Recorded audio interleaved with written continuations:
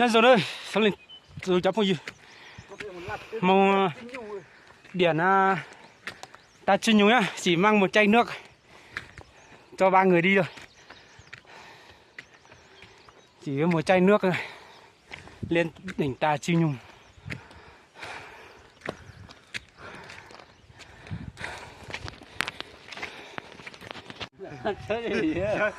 Đây này,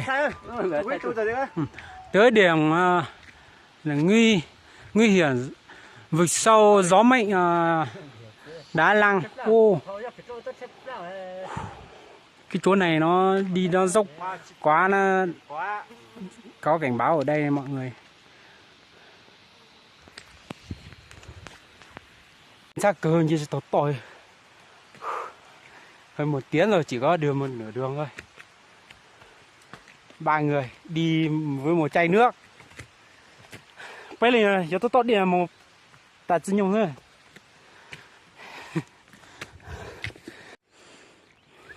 Sao chẳng phải tôi nói là trong sở xe sang lên sang thế này.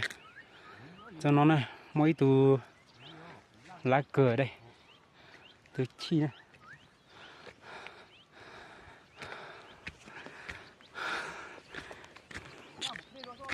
Mình chỉ to thế, mình chỉ to, tao bỏ đôi rồi lại, một xe này,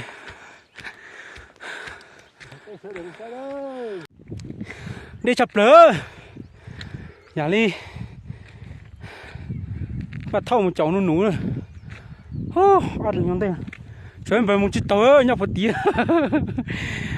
trời to cơ, đi chập lửa, đó mà nhờ. Đi lúc chế khách tham quan thì vui chơi nó thôi. Hết tục phải sau trong thế này. Nó luôn. Tôi rồi đỉnh Tà Chi Nhung nữa mà. Một tiếng trên rồi nó này. Nhưng mà xe này chắc ở mấy tháng ở đây là gì hết rồi. Này.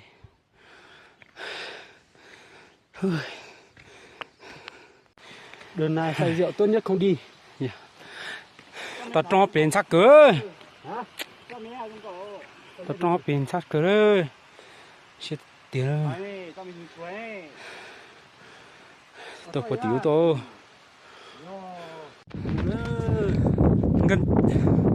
Gần tới đền Tà Chi Nhung rồi. Nhưng mà sương mù như này. Không rồi, chẳng nhìn thấy gì luôn.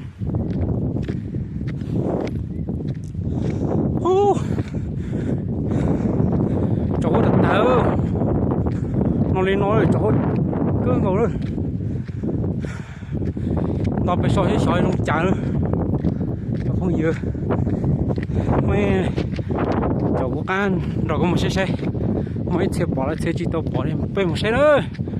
Cứ chỉ tao bỏ thế cứ tôi thay gì này. Tiểu mà lúc thì tiểu đấy.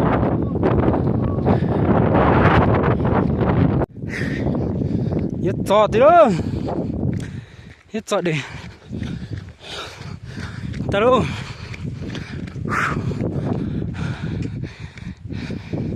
Toàn những cái cảnh cái đẹp. Chỗ cửa chỉ bỏ ra chi đâu.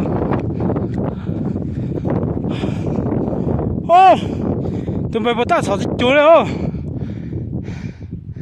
Tôi xe rồi đó cả. Chúng tôi à.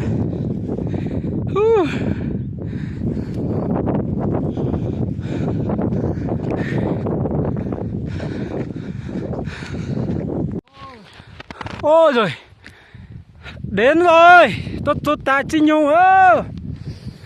Tà Chi Nhung đây. Đền Tà Chi Nhung đây này. Tôi tạm bay tình tung rồi. Nhỏ to ơi. Tà Chi Nhung 2979 mét. Sao tớ giờ thì tôi bán rồi. nhìn thấy cái gì luôn. Điện ta xin nhung.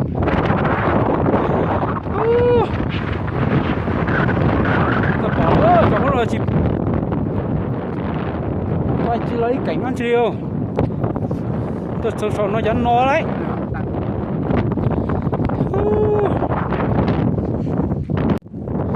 Cậu hôn nè nữa.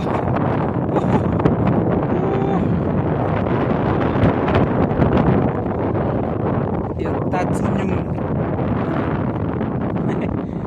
Ta xin nhung đây. Cháu thật kia với cháu không dư. Cháu chỉ tôi chôn non ra nữa. Phải tăng.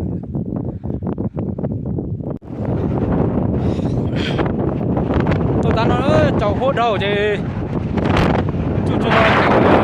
chú lo tao trong họ bị cho sợ đời phát sáng này cha một lúc xíu cậu cậu đó tôi thay cho mình tổ chức bỏ này cháu hốt thôi rồi chỉ bỏ trong hạ trong cao nhau có tiền này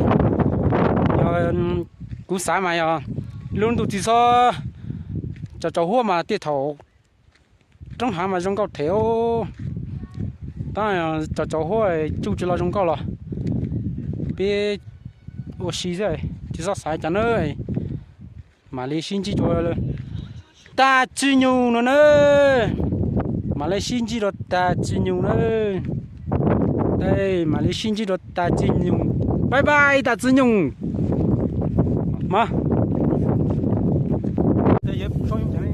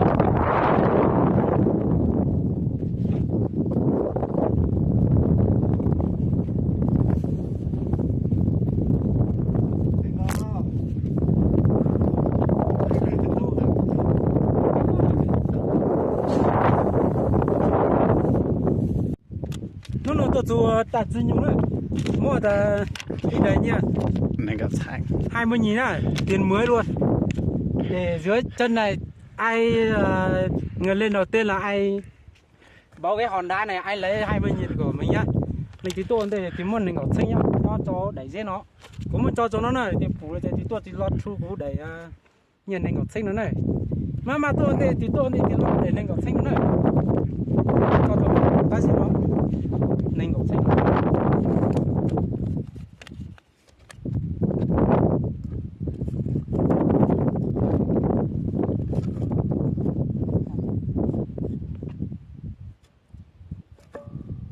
lên thì tôi buồn đây này lên từ đó á ô video tôi khai có này nếu bạn nào lên đặt chi nhiều bạn nào thấy tờ tiền 20.000 ở đây ấy, thì là của mình nhá thì bạn nào may mắn bạn nào lên trước bạn nào nhận được thì chúc bạn may mắn nhá chào mọi người nhá nhớ dòng cho mình dưới này lên nữa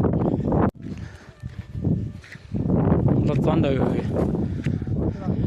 chả làm bữa chả làm chơi pi cho khách du lịch mong về đỉnh ta chỉ nhung lục pin để nó này phố pi sâu nữa lục pin để cho chế nó này chế tao cơ của